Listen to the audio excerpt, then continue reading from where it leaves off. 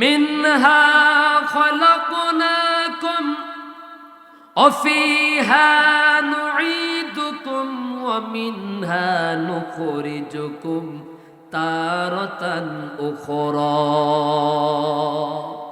কথাটা কার? এই মাটি থেকে আমি আল্লাহ রাব্বুল আলামিন তোমাদেরকে সৃষ্টি করেছি, আবার এই মাটিতেই তোমাদেরকে ফিরাইয়া দেব। আবার এই মাটির ভিতরে, মাটির অভ্যন্তরে একটা নির্দিষ্ট সময় পরিমাণ থাকার পর কিয়ামতের দিন আমি আল্লাহর সামনে তোমাদেরকে আবার উপস্থিত করব। যেরকম সুবহানাল্লাহ। প্রথমবার যেমন করে তোমাদেরকে মাটি থেকে সৃষ্টি করতে পেরেছি, শেষবার কিয়ামতের দিনও সেই মাটি থেকে আমি আল্লাহ তাআলা তোমাদেরকে সৃষ্টি করব। যেরকম সুবহানাল্লাহ। সম্ভব নাকি অসম্ভব? আল্লাহ আমাদেরকে মাটি থেকে সৃষ্টি করতে পারবেন, আবার এটা কি সম্ভব নাকি অসম্ভব? এখন লক্ষ্য করেন, এই যে আল্লাহ তাআলা এতগুলো নিদর্শন, এতগুলো দৃষ্টান্ত তাদের সামনে পেশ করলেন, মক্কার কাফেরদের সামনে কেন করলেন?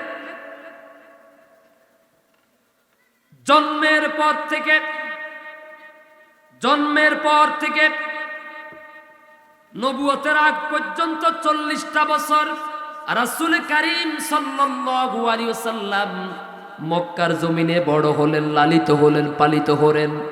নবীজির আমানতদারিতা, বিশ্বস্ততার কারণে মক্কার সমস্ত মানুষগুলো সমষ্টিগতভাবে, সম্মিলিতভাবে রাসূলকে আল আমিন উপাধি দিয়েছে। কি আমিন? জোরে বলুন। আমাদের দেশেও কিন্তু আমিন আছে, আছে না নাই? কথা কোন? আমাদের দেশে আমিন নাই। আমিন কাকে বলে? যারা জমিন মাপে। এই তো কথা বলেন, আমিন কাকে বলে? যারা জমিন মাপে। আমার বাংলাদেশে যারা জমিন মাপে, যদিও এদের নাম দিছি আমরা আমিন। আমিন মানে হচ্ছে বিশ্বাসী। এই সিফাতে, এই গুণাবলী হচ্ছে নবী করিম সাল্লাল্লাহু আলাইহি সাল্লামের।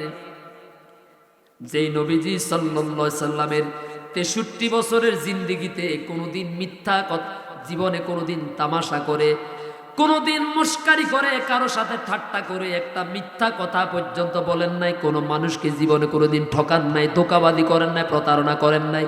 সেই জন্য মক্কার কাফেরগুলো নবীজির নাম দিয়েছে আল আমিন। সুবহানাল্লাহ বলেন। এই রাসূলের সিফাতি নামটা দিছে আমরা বাংলাদেশের মানুষের নামে যারা জমিন মাপে। ঠিক কিনা বলেন? এদের নাম কি? ভালো মানুষ সব জায়গায় আছে, তবে ভালোর সংখ্যা বর্তমানে খুব কম। রাতের বেলা, আগামীকাল সকালবেলা বাড়ি মাপ দিবে, জমি মাপ দিবে, দোকানে ভিটা মাপ দিবে। রাতের বেলা সুন্দর করে হাঁসের গোস্ত দিয়ে ভালো করে আমিনের খাওয়াই দেয়। হ্যাঁ? অথবা দেওয়ার সময় 10,000 টাকার বান্ডিল একটা আমিনের হাতের মধ্যে দিয়ে কয়, ভাই আগামীকালকে আমার কথা একটু মনে রাখিও। হ্যাঁ, কথা কোন? আছে না নাই? তো শেষ পর্যন্ত যখন মাপ দিতে যায়, জানে এই লোক এখানে 1 ইঞ্চিও পাওয়ার কথা না, তবুও সেনেরে শুধু টানে চারিদিকে। হেতো তো এমনিতে টানে না, তারা তো রাতের বেলা ওই যে হাঁস দি খাওয়াইছে, হাঁসের গোস্ত এটা ফ্যাটের ভিতরে কাঁত কাঁত কাঁত কাঁত করতে আসছে। ঠিক কিনা বলেন?